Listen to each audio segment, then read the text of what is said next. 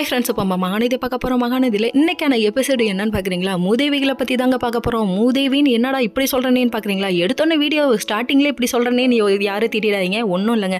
ஒன்று வந்துட்டு நம்ம காவேரி, ரெண்டாவது வந்து நம்ம யமுனாவை காமிக்கிறாங்க, மூணாவது நம்ம கங்காவை காமிக்கிறாங்க. அதனால தான் மூதேவிகள்னு சொன்னேன், வேறு எதுவும் இல்லைங்க.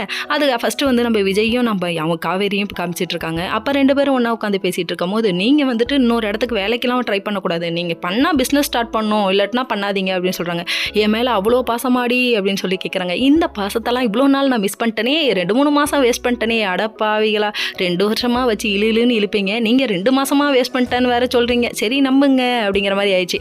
இங்கே இந்த கூத்து நடந்தாலும் அதுக்கப்புறம் நம்ம யமுனா ஒரு பக்கங்க நிவீனை போட்டு வறுத்து எடுக்கிறாங்க. நான் சமைச்சிருக்கேங்கும் போது நீங்கள் ஏன் வெளியில் ஆர்டர் பண்ணி சாப்பிட்றீங்கன்னு சொல்லி கேட்க, நீ சமைக்கிறதெல்லாம் வாயில வைக்க முடியுமான்னு இன்சல்ட் பண்ணிட்டாரு. எல்லாரும் பொண்டாட்டி மேலே உள்ள பாசத்துலையாவது சாப்பிடுவாங்கன்னு சொல்லி கேட்க, அதுதான் உன்கிட்ட என்கிட்ட இல்லையேம்மா, உன் மேலே பாசமே இல்லை, அக்கறையே இல்லை அப்படின்னு இவ்வளோ ஓப்பனாலாம் பேசக்கூடாதுப்பா தம்பி. பொண்டாட்டி மேலே பாசம் இல்லைனாலும் அக்கறை இல்லைனாலும் இருக்குன்ற ஒரு பொய்யை சொல்லிட்டு தான் பல பேருக்கு பல காலமாக காலத்தை ஓட்டிகிட்டு இருக்காங்க. ஆனால் நீ அதையும் கெடுத்து விட பார்க்குறீ அப்படிங்கிற மாதிரி ஆயிடுச்சு.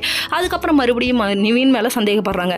அதாவது காவேரி வயிற்றில் இருக்க குழந்தை விஜய் தானான்னு சொல்லி கேட்டதுக்கே ஸ்பூன் எடுத்து அடிச்சாரு பாருங்க. நெத்தியில் போய் சும்மா வேற லெவல். நெத்தி அடிங்கிறது இதுதானோ இருக்கலாம், இன்னும் கொஞ்சம் வேற ஏதாவது எடுத்து அடிச்சிருக்கலாம், பரவாயில்ல விடுங்க. இப்படி ஒரு சந்தேக பெரியல கட்டிக்கிட்டா யாருக்கு தான் வாழ்க்கை நல்லா இருக்கும், நீங்களே சொல்லுங்க. இங்கே எந்த குத்து நடந்தாலும் கங்கா ஒரு பக்கம் பொசசிவ்ல பொங்குறாங்க. என் புருஷனை மட்டும்தான் வேலை வாங்குறீங்க, என் புருஷனை மட்டும்தான் வேலை வாங்குறீங்கன்னு வேற மாதிரி நினச்சிட்டு இருக்காங்க. அதாவது நம்ம சாரதாம்மா ஃபோன் பண்ணி ஸ்வீட் வாங்கிட்டு வாங்கன்னு சொல்ல உடனே கிளம்பிட்டாரு. அங்கே யமுனா வந்து உட்காந்துட்டு காவேரி தான் ஸ்பெஷல், காவேரி தான் ஸ்பெஷல்னு தூண்டி விடுதாமா. இங்கே ஏற்கனவே பொங்கிக்கிட்டு போகுது. 2 அடுத்த நாட்டு அதிபரும் உள்நாட்டு அதிபரும் பேசிக்கிறாங்க பாருங்கடா அப்படிங்கிற மாதிரி இருக்கு. நல்லா வருவீங்கடா, காவேரியை கெடுக்கறலே இருக்கீங்க.